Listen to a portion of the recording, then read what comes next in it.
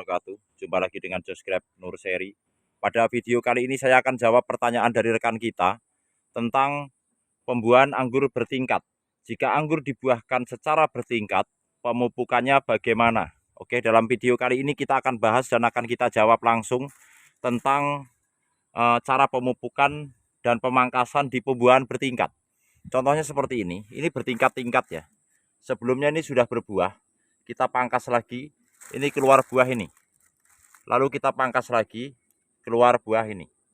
Begitu seterusnya, seperti itu. Sampai di sebelah sana-sana. Jadi banyak sekali bunga bermunculan seperti ini, meskipun sedang berbuah. Jadi anggur ini bisa kita buahkan secara terus-menerus, seperti itu. Itu buahnya sudah matang. Ini kita pangkas, kelihatan dari sana ya. Dan ini keluar bunga lagi tuh. Cukup bagus. Oke. Jadi di fase ini kita tetap memberikan pemupukan vegetatif dan generatif. Jadi pupuk apa yang diaplikasikan secara terus-menerus dan pupuk apa yang diaplikasikan sebulan sekali dan pupuk apa yang diaplikasikan hanya 1 kali. Untuk pemupukan rutin yang kita lakukan seminggu sekali adalah pupuk PSB atau POC. Kawan-kawan boleh menggunakan PSB atau boleh menggunakan POC, tetapi sebaiknya tidak mencampurkan PSB dan POC karena POC itu bakterinya beda ya. Kalau POC itu seringkali kita menggunakan Lactobacillus atau E4, sedangkan kalau PSB kita menggunakan bakteri fotosintesis. Dua-duanya bisa kita kocorkan, boleh menggunakan salah satunya, PSB atau POC, dan tidak boleh dua-duanya diaplikasikan bersamaan karena tidak efektif. Lalu PSB, apakah PSB bisa dikocor? Mestinya kan disemprot. Pengaplikasian PSB bisa dilakukan dengan 2 cara. Bisa dispray ke daun-daunnya dengan catatan di musim kemarau, tidak di musim hujan, karena justru akan mempersubur jamur. Ketika diaplikasikan secara spray di musim hujan, maka akan menimbulkan kelembapan dan tanaman rentan terserang jamur. Itu pengalaman saya. Lalu apakah PSB bagus dikocorkan?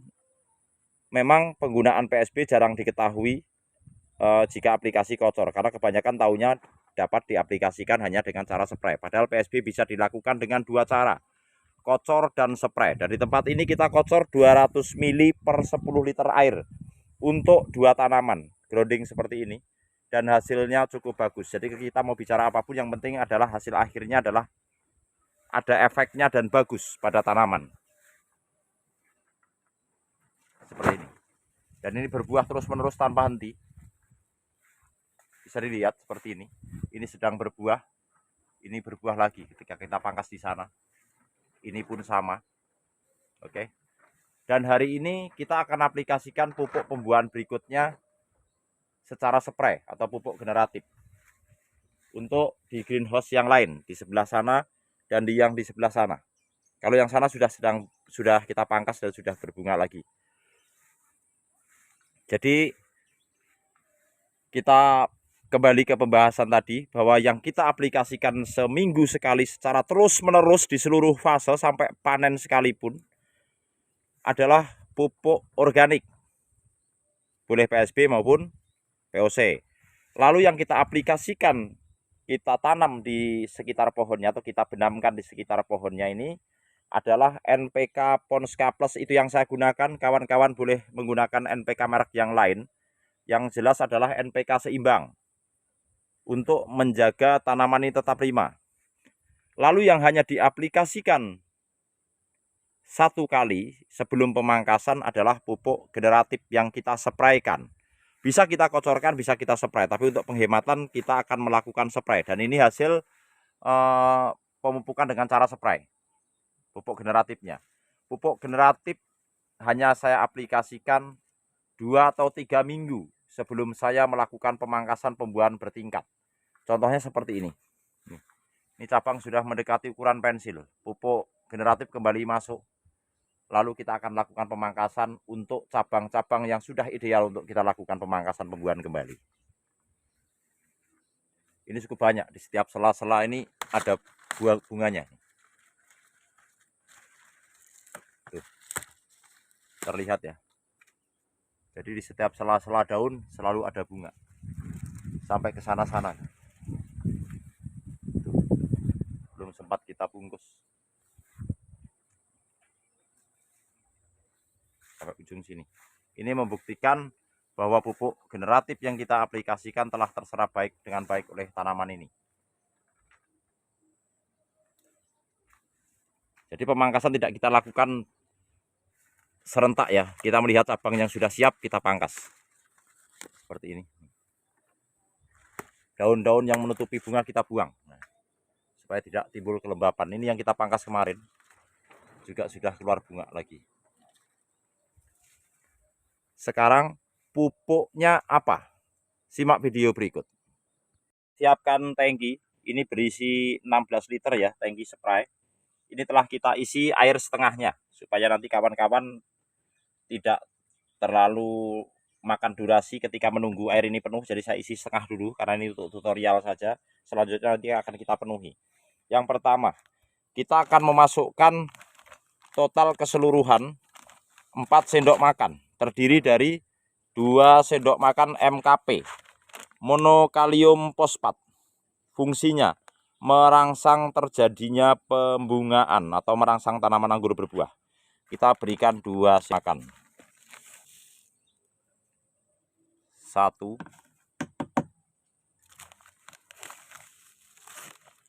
2 sendok makan penuh ya. Ini 2. Kita pasang di saringan ini. Jadi nanti ketika airnya kita kocorkan, maka dia akan larut dalam air dan tidak menyumbat di stik tangki itu. Ini pertama MKP 2 sendok makan. KNO3 putih, nitrogen dalam bentuk nitrat dan kalium. Fungsinya, kita berbicara fungsinya ya, untuk mencegah bunga rontok. 1 sendok makan saja. Ini. Oke. Sudah ketemu 3 sendok makan. Nih. Ini magnesium sulfat. Ini setengah sendok makan ya. Sendoknya datar dan ini setengah. Kita masukkan. Untuk membantu terbentuknya klorofil, jadi zat hijau daun dan lainnya, serta juga untuk menambah rasa manis pada buah anggur. Lanjut, boron. Yang saya gunakan adalah boron Captawon. Kita lakukan pembuahan bertingkat. Ini berbagai varian. Ada Gosvi, Akademik, Heliodor, Donetsky, Tamaki, dan lainnya. Jadi cabangnya telah ideal untuk kita buahkan kembali seperti ini. Dan ujung-ujung cabang tersier telah kita lakukan axle break atau pemberhentian. Misalkan ini, nih sudah cukup besar cabangnya. Ini, tuh, ujungnya telah kita axle break. Dan kita untuk varian Gosvi ini kita akan pangkas di boot 9 setelah buah. Nih, ini kita siapkan dulu. Jadi sebelum kita melakukan pemangkasan, kita spray pupuk generatif, tunas air kita buang dulu sampai 9. Dari buah, 1. Ini buahnya ya. Ini 1, 2, 3, 4, 5, 6, 7. Seperti ini ya. Ini kita buang 8, 9. Nah, di sini. Supaya apa? Supaya bootnya menyembul ketika tunas airnya ini kita buang. Dan terisi nutrisi. Nanti ketika 3 minggu ke depan kita pangkas, insya Allah bawa bunga. Kita aplikasi caranya spray. Di mana tempatnya stok daun? Ini daun permukaan. Stomata adalah di sini. Nah, di balik daun ini. Stomata adalah mulut daun yang bisa membuka dan menutup seperti, tetapi tidak dilihat secara kasat mata. Oke. Disinilah tempat kita kasih makan. Jadi tanaman anggur ini menyerap nutrisi dengan dua cara. Melalui akarnya, berarti kita harus mengocor atau menabur pupuk di bawah. Melalui daun, kita aplikasikan di balik daunnya, bukan di permukaan daunnya. Kalau fungi dan insek di depan dan di muka dan di balik. Kenapa demikian? Karena ada jamur yang berada di permukaan, ada jamur yang berada di baliknya. Jamur di permukaan powdery mildew atau embun tepung, jamur yang di balik daun downy mildew dan yellow mildew. Itu jamurnya. Hama ada yang aktif di siang hari dan hama yang aktif di malam hari. Penyepraian di siang hari hamanya belum datang, kalau kita menggunakan pestisida kontak tidak efektif. Karena itulah kita menggunakan pestisida selang-seling, pestisida kontak atau insektisida kontak dan insektisida sistemik. Kontak artinya mengenai hewannya atau mengenai hamanya langsung baru dia mati. Kalau sistemik kita sulit menemukan hamanya karena kita melakukan penyemprotan siang atau sore hari, atau pagi atau sore hari. Hamanya datang malam hari sehingga kita tidak dapat bertemu dengan hamanya. Karena itulah kita menggunakan sistemik. Jadi bersifat meracuni. Kita spray seperti ini di balik daunnya. Ini saya hanya contohkan saja ya, nanti biar diteruskan oleh tukang kebun yang merawat di kebun ini, tukang kebun saya. Jadi saya kasih contoh dulu seperti inilah. Nih, di balik daunnya. Inilah cara aplikasi pupuk yang diaplikasikan ke daun. Karena kita harus tahu memberi makan dan artinya kita harus memahami dan harus tahu ketika kita memberi makan, maka kita harus tahu di mana mulutnya. Kenapa demikian? Jika salah, kalau di permukaan ini kan tidak ada stomata-stomatanya di balik daun. Berarti kita harus memberi makan di balik daunnya, seperti ini. Ini ya. Jamnya pagi dan sore. Boleh pagi, boleh sore, artinya di dua waktu itu. Nah, seperti inilah. Karena itulah pupuk itu ada pupuk daun dan pupuk yang ditabur atau dikocor, yang kita aplikasikan ke daun ya. Jadi pupuk untuk vegetatif diaplikasikan ke daun juga bisa, pupuk yang diaplikasikan pupuk generatif juga bisa diaplikasikan ke daun. Yang membedakan adalah kandungan unsur haranya. Kalau untuk generatif tentunya tinggi fosfat dan kalium, kalau untuk vegetatif tinggi nitrogen atau bahkan seimbang. Oke. Saya rasa cukup jelas di sini. Jika ada yang masih bingung atau kurang jelas dari penyampaian saya ini, silahkan ditanyakan di kolom komentar. Sekian dulu, semoga video ini bermanfaat dan menginspirasi kawan-kawan. Terima kasih. Wassalamualaikum warahmatullahi wabarakatuh.